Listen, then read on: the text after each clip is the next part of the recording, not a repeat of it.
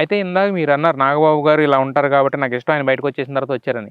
But అదే నాగబాబు గారు బయటకొచ్చిన తర్వాత మళ్ళీ మీరు ఒక టీమ్ లీడర్ కింద వేరే 2 షోలు కూడా అవును. చేశారు. అవును. బట్ ఆ 2 షోలు ఎందుకు అంత అనుకున్నంతగా క్లిక్ కాలేదు? నిజంగా అంటే మీరన్నయన్నీ కూడా ఇదై ఉంటే ఎందుకంటే చాలామంది 'జబర్దస్త్' అనే షో మానేసిన వాళ్ళే అక్కడ కూడా టీమ్ లీడర్స్ కింద ఉన్నారు. అవును. వాళ్ళే కమెడియన్స్ కదా! కొత్త అవును. ఫేసులు కూడా అవును. లేవు. అవును. బట్ ఈయనే జడ్జ్ కింద ఉన్నారు. మళ్ళీ ఆ షోకున్నంత క్రేజ్ గాని, ఇది గాని మిగతా అయినా వాటికి ఇప్పుడు జబర్దస్త్ నుంచి పుట్టినట్టువి ఈ షోలన్నీ. హ్మ్. నేను చెప్తాను కదా, కామెడీ స్టార్స్ అయినా, అదిరిందైనా, హ్మ్. రేపు ఇంకొక కామెడీ షో వచ్చినా జబర్దస్త్ ఇన్స్పిరేషనే. హ్మ్. జడ్జిలు కూర్చోవాలి, మార్కులు ఇవ్వాలి, స్కిట్ చేయాలి, హ్మ్. స్కిట్కి డబ్బులు ఇవ్వాలి అనేది ఇన్స్పైర్డ్ బై జబర్దస్త్. హ్మ్. దాన్ని ఎవడో నేను కాదనలేదు. హ్మ్. అలాంటి ప్రోగ్రామ్ ఇంకో రాకపోవడం అనేది తప్పేం కాదు. హ్మ్. అలాంటి ప్రోగ్రాంలు వస్తాయి, హ్మ్. అందరి విషయం కాదు. హ్మ్. అదిరిందులోను కామెడీ స్టార్స్లో ఉన్న సమస్య ఏంటంటే, హ్మ్.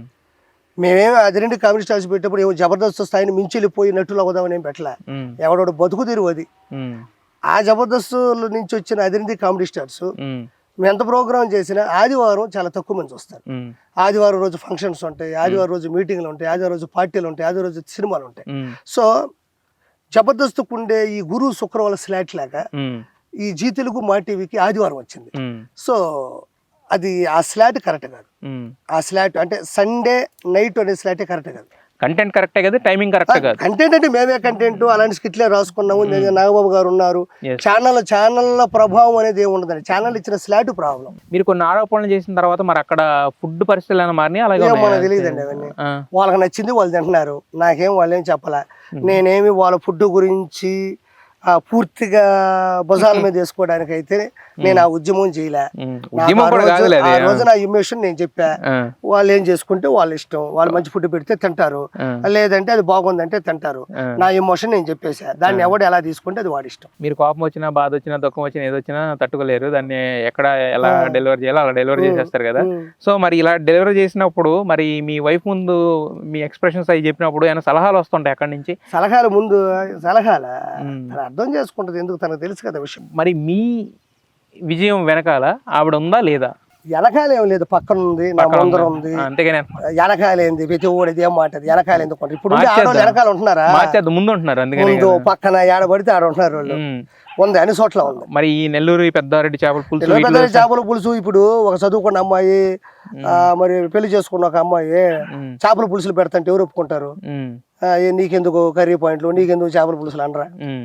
మరి మంచిగా స్కిట్లు చేసుకుంటా, రైటర్గా చేసుకోకుండా, ఏదైనా సినిమా డైరెక్షన్ చేసుకోకుండా ఈ విధంగా చేపల పులుసులు పెడతామంటే అవమానం. టీవీలో కనబడ్డోడు నువ్వేంది చిన్న పెట్టిదని ఎవరైనా అంటారు. తన డెప్త్ కనిపెట్టేసింది ముందుగానే.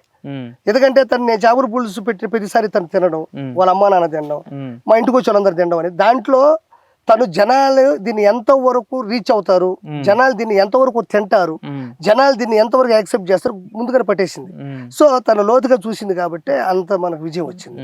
అయితే ఇప్పుడు ఇంటర్వ్యూ ముందు కూడా ఆల్రెడీ మనం చేపల పులుసు టేస్ట్ చేసాము, చేపల పులుసు అనేది. బట్ దాంట్లో ఫస్ట్ టైం మామిడికాయ వేసి నేను ఎప్పుడు తినలేదు, ఫస్ట్ టైం. అంటే ఈ ప్రయోగం మీదేనా? అది ప్రయోగం లేదు. నెల్లూరు చేపల పులుసు అనేది చాలా ఫేమస్ అండి. చాలా మంది అనుకుంటారు చేపల పులుసు నేను చేశాను. నేను కాదు, నెల్లూరు చేపల పులుసు అనేది చాలా ఫేమస్. ఆ నెల్లూరు చేపల పులుసు కూడా ఇప్పుడున్న పరిస్థితుల్లో అప్పుడుండే ఆడోళ్ళు, అప్పుడుండే పెద్దోళ్ళు ఇప్పుడు లేరు. వాళ్ళు ఒరిజినల్ చేపల పులుసు ఇప్పుడంతా యూట్యూబ్లు, అది వాళ్ళు చేస్తే వీళ్ళు చేస్తే వీళ్ళు చేస్తున్నారు చేపల పులుసులు. నేనేం చేశానంటే ఎవరైతే బాగా ప్రాచీనంగా ఉన్నారో, ఎవరైతే మొదట్లో ఉన్న వాళ్ళు ఉంటారో, కొంచెం 80 సంవత్సరాల వాళ్ళు, వాళ్ళ దగ్గరికి వెళ్ళి వాళ్ళతో జర్నీ చేసి వాళ్ళతో మళ్ళీ కూర్చొని మళ్ళీ చేపల పులుసుని రెన్యూవల్ చేసి అలా అలా అలా అలా చేసి దాన్ని నెల్లూరు పెద్దారెడ్డి చేపల పులుసు ఒక ఫార్ములా. అంటే మసాలా ఏమి వేయాలి, ఇప్పుడు 1 కేజీ వండడం వేరు, 100 కేజీలు వండడం వేరు, 200 కేజీలు వండడం వేరు. మరి కొన్ని వేల మంది మనం పెట్టేటప్పుడు కేజీ అవ్వదు కదా. మరి ఆ కేజీ చేసేదానికి 1000 కేజీలు చేసే చాలా తేడా ఉంటుంది.